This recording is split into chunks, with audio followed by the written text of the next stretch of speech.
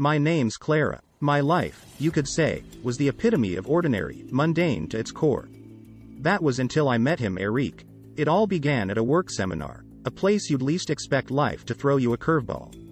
I wasn't on the lookout for love, let alone an affair. But there was something about Eric, an undeniable charm that I couldn't ignore. Our conversations were electric, brimming with laughter and an uncanny sense of understanding. It was as if we were tuned to the same frequency.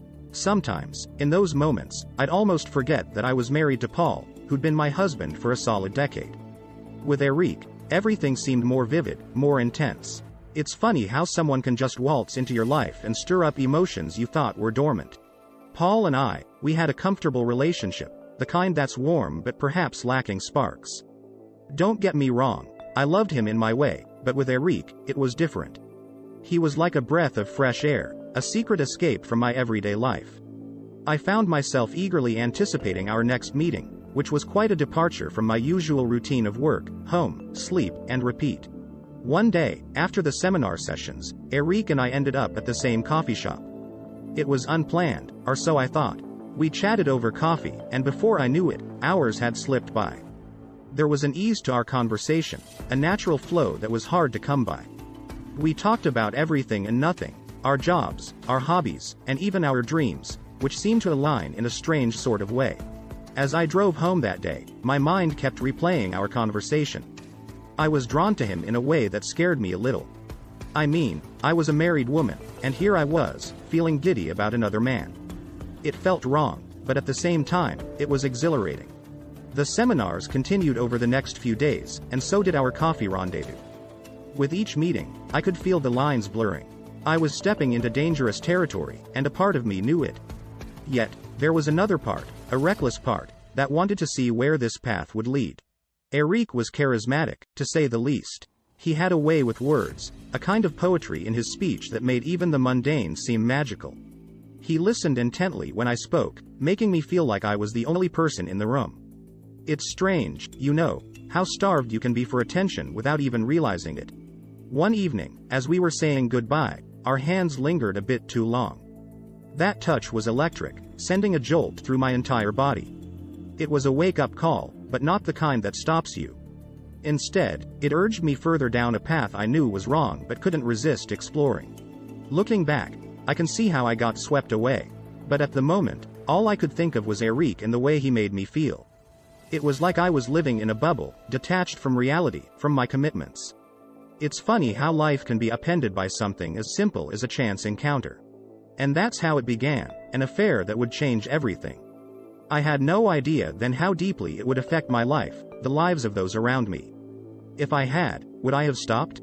I like to think I would have, but deep down, I know the truth. I was already too far gone. So, it started off innocent enough, a coffee after work, then dinner. Sounds pretty standard, right? But one night, things shifted. We crossed a line. I kept telling myself it was just a fleeting madness, a little detour from real life. Boy, was I wrong.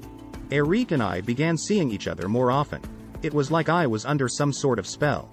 I'd find myself waiting eagerly for his texts, his calls, the next time we would meet.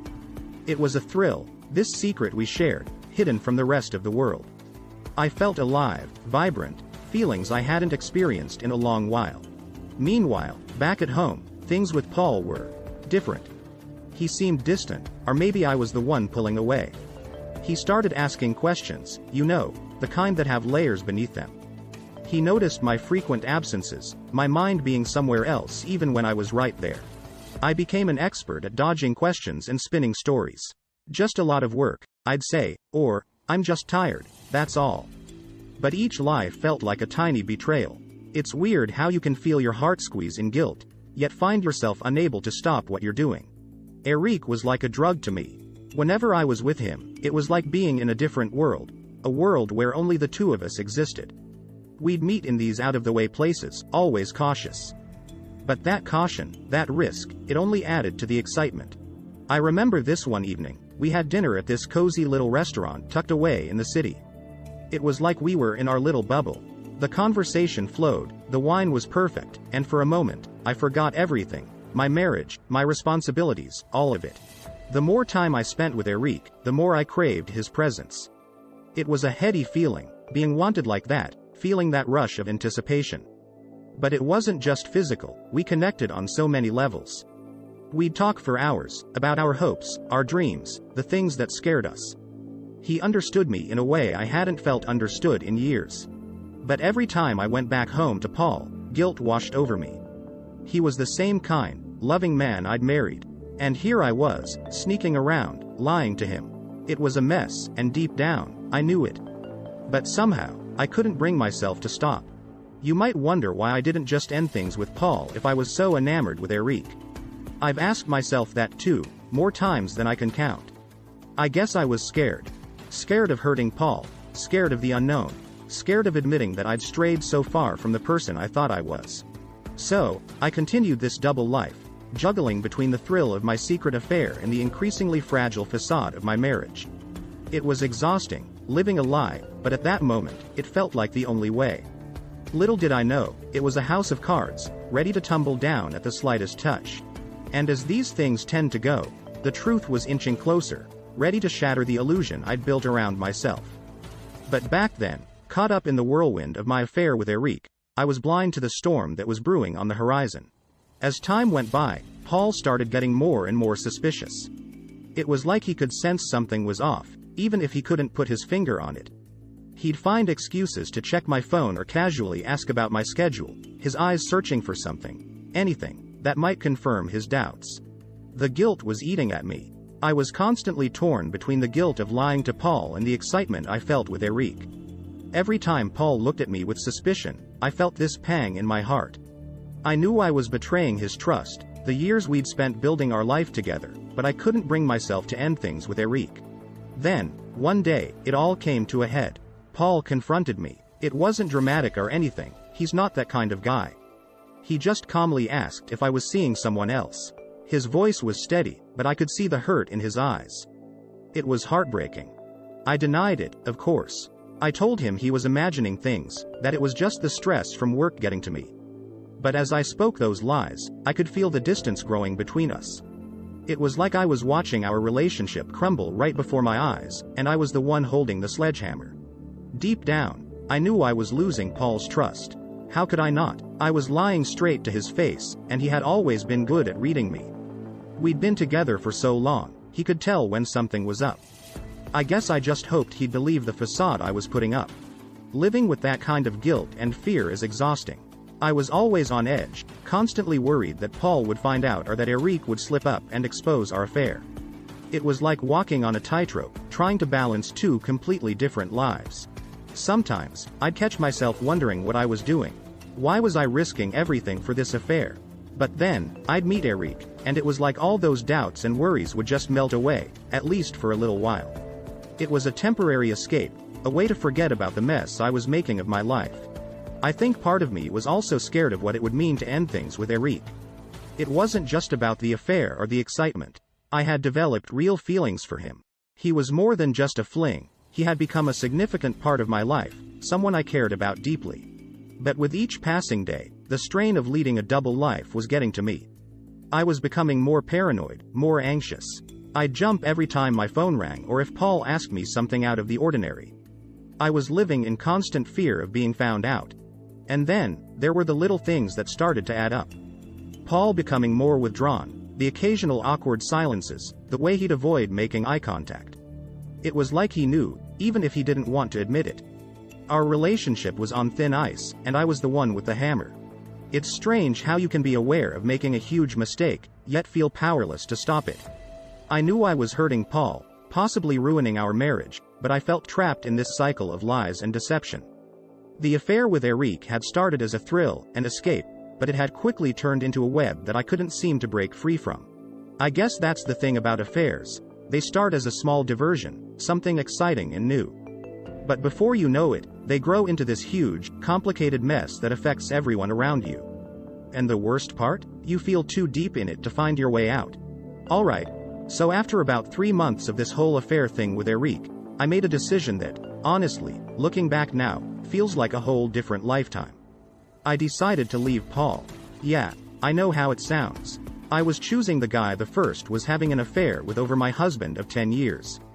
It was a painful choice, sure, but at that moment, being with Eric made me feel alive in a way I hadn't felt in years. I thought Eric and I had a future together. Every time I was with him, it was like being in a different world. A world where I felt understood, valued, and yes, deeply loved. He had this way of looking at me, like I was the only person who mattered. I got caught up in that, in the fantasy of it all. Telling Paul was one of the hardest things I've ever done. The look on his face when I told him, it's something that still haunts me. He was shocked, hurt, and I could see the confusion in his eyes. He couldn't understand how our seemingly happy life together had led to this. And, to be honest, part of me couldn't understand it either. Paul asked if there was someone else. I couldn't lie to him anymore, not when everything was coming to an end. So, I told him about Eric. That was even harder than the initial confession. Paul didn't get angry or shout, he just looked broken. And that broke me, even more, knowing I was the cause of his pain. After the confession, I moved out. It was surreal, packing up 10 years of my life into boxes, leaving behind the home Paul and I had built together. I remember walking through our house, looking at all the memories, pictures on the walls, little knick-knacks we'd collected on trips, our favorite mug set. It felt like I was leaving a huge part of myself behind. Moving in with Eric was exciting but also terrifying. It was the start of something new, but it was also stepping into the unknown. We were no longer sneaking around. We were out in the open, trying to build a life together. It felt different, more real, and a lot scarier. I remember lying awake some nights, wondering if I had made the right choice. I had left a stable, comfortable life for something that was uncertain. Eric was amazing, sure, but we were still getting to know each other outside the bubble of our affair. Real life has a way of bursting bubbles. Eric was very supportive during the whole transition. He understood that it was a huge change for me and did everything to make it easier. We would spend nights talking about our future, making plans, dreaming together. It was beautiful in a way, but there was always this nagging feeling at the back of my mind. Had I really done the right thing? The first few weeks were a blur of emotions. I was adjusting to this new life while still processing the end of my marriage. I missed Paul in a weird way, not just him but the familiarity of our life together. But every time I doubted my decision, Eric was there, reassuring me, making me feel loved and wanted. But, life has a funny way of throwing curveballs. Just when I thought I was starting to settle into this new life with Eric, reality came crashing down in a way I never expected. It turns out, I didn't know Eric as well as I thought I did. And that realization changed everything, yet again. You see, when you make a decision that big, you tell yourself it's for the best, that you're moving towards happiness. But sometimes, happiness is a tricky thing. It's elusive, and what seems like a step towards it can turn out to be a leap into something else entirely, something you never saw coming. So, here's where things really hit the fan. Just when I thought I was getting my life on track with Eric, the truth came out in the most unexpected and painful way. Turns out, Mr. Perfect, Eric, was married. Yep, you heard that right. Married, with kids no less. His wife, who was often away for work, had no clue about us. I mean, talk about a plot twist. I was floored. How could I have been so blind? All those times we spent together, all our plans and dreams, and not once did he mention his wife and kids. It's crazy how you can think you know someone, only to find out you've been living a lie. The way I found out was pretty mundane, actually. I stumbled upon some mail addressed to him and his wife, bills, some school stuff for the kids. At first, I couldn't believe it. I thought there must be some explanation, some mistake. But deep down, I knew. Confronting Eric was one of the hardest things I've ever done. When I asked him about the mail, his face just dropped. For a moment, he tried to explain, to spin some story, but I could see the truth in his eyes. He was caught, and he knew it. The worst part? When Eric realized the jig was up, he panicked. Like, full on, deer in headlights panicked. And then, just like that, he disappeared. No goodbye, no explanation, nothing. Just left me there alone, feeling like a complete fool. I was devastated, not just because he lied to me, but because I'd left my husband for this man. I'd turned my entire life upside down for someone who wasn't even who he said he was. The guilt, the anger, the sheer embarrassment of it all, it was overwhelming. After Eric left, I was in a daze. I kept going over everything in my mind, trying to figure out where I went wrong, how I missed the signs. But there were no clear answers, just a lot of questions and a heart full of regret. The loneliness hit me like a ton of bricks. There I was, in this apartment that suddenly felt way too big, surrounded by reminders of a relationship that was built on lies. I'd wake up in the morning, half expecting to see Eric there, but then reality would set in, and I'd remember he was gone. I felt betrayed, not just by Eric, but by myself too. How had I let things get this far? How had I been so naive? I thought about Paul, about our life together, and it just made me feel worse. I had thrown away something real for a fantasy. And then there was the shame. God, the shame was unbearable. I felt like everyone could see right through me, like they all knew what I had done and were judging me for it. I couldn't face my friends, my family.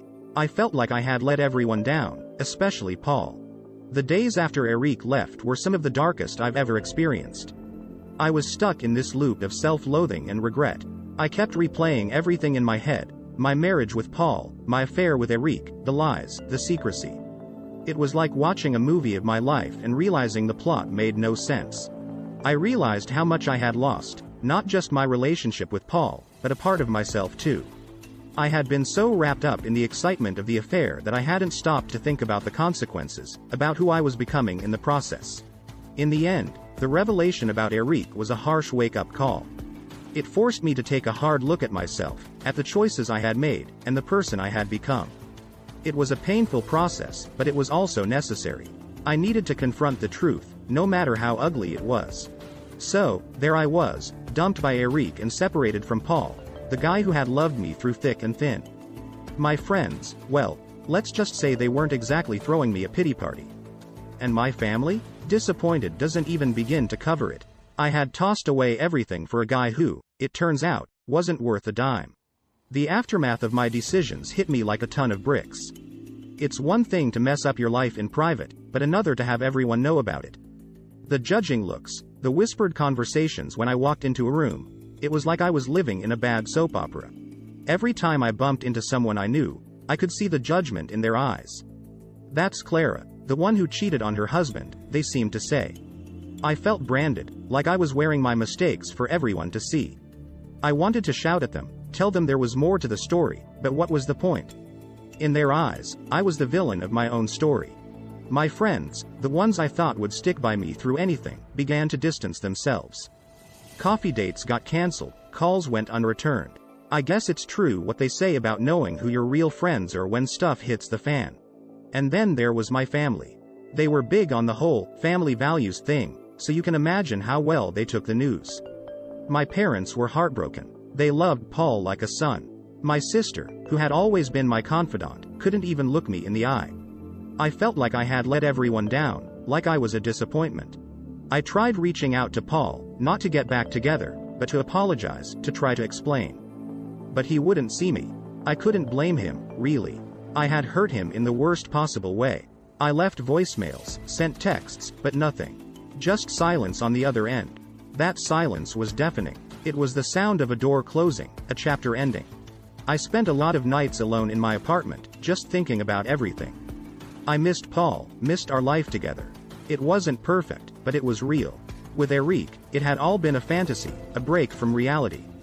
But you can't live in a fantasy forever. At some point, you have to come back down to earth. The worst part was the guilt. It gnawed at me day and night.